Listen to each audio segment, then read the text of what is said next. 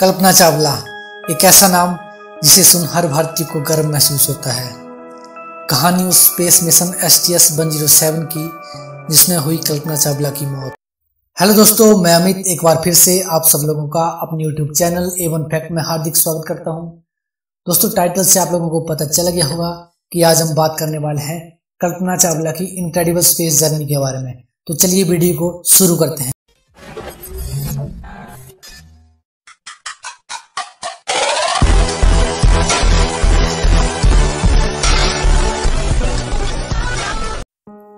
जनवरी 2003 NASA की Colombia space shuttle ने Florida के कैनेडी स्पेस सेंटर से स्पेस के लिए कामयाब उड़ान भरी। स्पेस शटल में भारतीय मूल की पहली महिला अंतरिक्ष यात्री कल्पना चावला सहित टोटल 7 क्रू मेंबर थे, जो स्पेस में जाकर बहुत सारे साइंटिफिक रिसर्च करने वाले थे।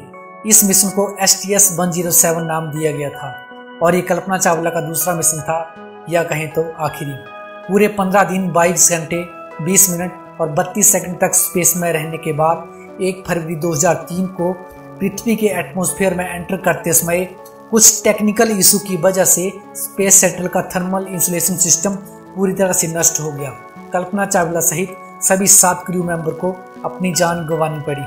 जहां एक और सारे भारतवासी अपने देश की बेटी का बेसब्री से इंतजार कर रहे थे, वहां अचानक से चारों ओर मातम छा गया। तो आखिर उस दिन कोलंबिया स्पेस शटल के साथ क्या हुआ था और उस दर्दनाक घटना से पहले उन्होंने अपने स्पेस मिशन के लिए क्या क्या अचीव किया था। तो दोस्तों, आज मैं आपको कल्पना चावला की इनक्रेडिबल स्पेस जर्नी के बारे में रूबरू करवाने वाला हूं। तो चलिए जानते हैं विस्तार से। दोस्तों, ये तो हम सभी जानते हैं कि कल्पना चावला भारतीय मूल की पहली महिला थी जो स्पेस में गई थी, लेकिन उनकी ये जर्नी कहां से शुरू हुई, इसकी स्टोरी भी काफी इंटरेस्टिंग है। कल्पना चावला का जन्म 17 मार्च 1962 को हरियाणा के करनाल में हुआ था। बचपन से ही उनकी आंखों में बस एक ही सपना था, आसमान में उड़ने का, और उन्हें एरोप्लेन से काफी लगाव था। साल 1976 में पंजाब इंजीनियरिंग कॉलेज से एरोनॉटिकल इंजीनियरिंग में बैचलर की डिग्री कंप्लीट करने के बाद 1982 में वो अमेरिका चली गई और वहां जाकर उन्होंने यूनिवर्सिटी ऑफ टेक्सास से एरोस्पेस इंजीनियरिंग में मास्टर की डिग्री प्राप्त की। साल 1988 में यूनिवर्सिटी ऑफ कोलोराडो बोल्डर से एरोस्पेस इंजीनियरिंग में PhD करने के बाद उन्होंने नासा में काम करना शुरू कर दिया। दोस्तों, आपको बता दूं कि कल्पना चावला एक सर्टिफाइड फ्लाइंग इंस्ट्रक्टर थी और उन्हें अलग अलग प्रकार के प्लेन उड़ाने का अनुभव था। साल 1991 में उन्हें अमेरिका की सिटीजनशिप मिल गई और 1995 में उन्होंने नासा के एस्ट्रोनॉट कॉर्प्स को ज्वाइन कर लिया। दोस्तों, एस्ट्रोनॉट कॉर्प्स नासा की वो यूनिट है जो अलग अलग स्पेस मिशन के लिए एस्ट्रोनॉट्स को ट्रेन करती है। कल्पना चावला की काबिलियत को देखते हुए उन्हें अगले ही साल मतलब साल 1996 में ही अपने पहले स्पेस मिशन के लिए सिलेक्ट कर लिया गया और यहीं से शुरुआत हुई कल्पना चावला की इनक्रेडिबल स्पेस जर्नी की। 19 नवंबर 1997 के दिन कोलंबिया स्पेस शटल ने अमेरिका के कैनेडी स्पेस सेंटर से उड़ान भरी, जिसमें कल्पना चावला सहित 6 क्रू मेंबर सवार थे और इस मिशन को STS-87 नाम दिया गया था और ये कोलंबिया की स्पेस शटल की स्पेस में 24वीं फ्लाइट थी। इस मिशन के दौरान स्पेस शटल ने धरती की करीब 252 परिक्रमाएं पूरी की और टोटल 1,67,00,000 किलोमीटर से भी ज्यादा का डिस्टेंस ट्रेवल किया था। इस मिशन में वैज्ञानिकों का गोल था यूनाइटेड स्टेट की माइक्रोग्रेविटी पेलोड का यूज करके स्पेस में कई एक्सपेरिमेंट करना, 2 बार EVS यानी कि एक्स्ट्रा व्हीकुलर एक्टिविटी परफॉर्म करना और स्पार्टन 201 को स्पेस में डिप्लॉय करना। इसमें से स्पार्टन 201 सैटेलाइट को स्पेस में डिप्लॉय करने की जिम्मेदारी कल्पना चावला को ही दी गई थी, लेकिन इस इवेंट ने काफी कंट्रोवर्सी भी क्रिएट कर दी। इस सैटेलाइट का काम था सोलर विंड के ओरिजिन को स्टडी करना, लेकिन जब कल्पना चावला ने इसे स्पेस में डिप्लॉय किया उसमें वो अचानक से खराब हो गई और उसे वापस लाने के लिए 2 अन्य एस्ट्रोनॉट विंस्टन स्कॉट और टकाउ डोई को स्पेस वॉक करना पड़ा। शुरुआत में ऐसा माना गया था कि इस फेलियर की वजह कल्पना चावला से हुई कोई मिस्टेक ही है, लेकिन 5 महीने तक चली नासा की इन्वेस्टिगेशन के बाद पता चला कि स्पार्टन सैटेलाइट के खराब होने की असली वजह उनके सॉफ्टवेयर में आई खराबी थी, जिसकी वजह से बाकी के फ्लाइट क्रू और ग्राउंड कंट्रोल के बीच हुआ मिस कोऑर्डिनेशन था। इस मिशन के दौरान उन्होंने स्पेस में 15 दिन और 16 घंटे से भी ज़्यादा समय बिताया था और 5 दिसंबर 1997 को स्पेस शटल सक्सेसफुली पृथ्वी पर वापस भी आ गया था।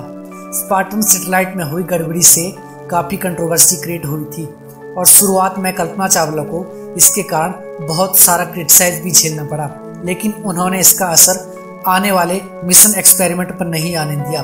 जब उनके ऊपर लगे सारे आरोप गलत साबित हो गए, तब नासा ने उन्हें बेहतरीन एस्ट्रोनॉट का दर्जा दिया और उन्हें हाई पोजीशन का वर्क भी दिया। सन 2001 में कल्पना चावला को अपने दूसरे स्पेस मिशन के लिए सिलेक्ट कर लिया गया था।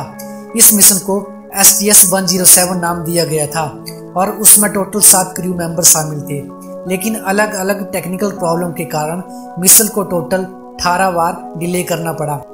एक बार तो इस स्पेस शटल के इंजन फ्लो लाइनर में क्रैक भी मिला था, लेकिन सारी प्रॉब्लम को सॉल्व करने के बाद 16 जनवरी 2003 को आखिरकार कोलंबिया स्पेस शटल ने फ्लोरिडा के कैनेडी स्पेस सेंटर से अपनी 28वीं और आखिरी उड़ान भरी। लॉन्च के दौरान ही स्पेस शटल के एक्सटर्नल फ्यूल टैंक से एक इंसुलेशन फोम का टुकड़ा टूट गया और चूंकि स्पेस शटल की स्पीड बहुत ज्यादा तेज थी, तो जब वो छोटा सा टुकड़ा जाकर ऑर्बिट के लेफ्ट विंग से टकराया तो उसमें एक छेद हो गया। आपको बता दूं कि जब एक स्पेस शटल एटमॉस्फेयर में एग्जिट या एंटर करता है तो उसे बहुत ज्यादा हीट का सामना करना पड़ता है। इसी हीट से बचने के लिए स्पेस शटल के हर एक पार्ट में थर्मल प्रोटेक्शन इंसुलेशन फोम लगाया जाता है। इंसुलेशन फोम का टूट जाना कोई बड़ी बात नहीं थी, बल्कि नासा के पिछले मिशन में भी ऐसा कई बार हो चुका था, लेकिन इस बार कुछ ज्यादा ही डैमेज हो गया था। रिपोर्टर की माने तो नासा के वैज्ञानिकों को इस डैमेज की खबर पहले से ही लग चुकी थी। मतलब स्पेस शटल के लॉन्च होने के बाद ही वो जान गए थे कि इसमें छेद हो चुका है, लेकिन फिर भी उन्होंने एस्ट्रोनॉट को इसके बारे में कोई जानकारी नहीं दी। तो आखिर उन्होंने ऐसा क्यों किया? क्या उनकी लापरवाही के कारण ही दर्दनाक हादसा हुआ था? क्या इस हादसे को रोका जा सकता था? तो इसका जवाब है नहीं। कुछ लोग कहते हैं कि वैज्ञानिक शुरुआत में ही अनुमान नहीं लगा सकते कि स्पेस शटल को इतना ज्यादा डैमेज हुआ है, और जाहिर सी बात है इतने दूर बैठकर इसका सटीक अंदाजा लगा भी नहीं सकते थे।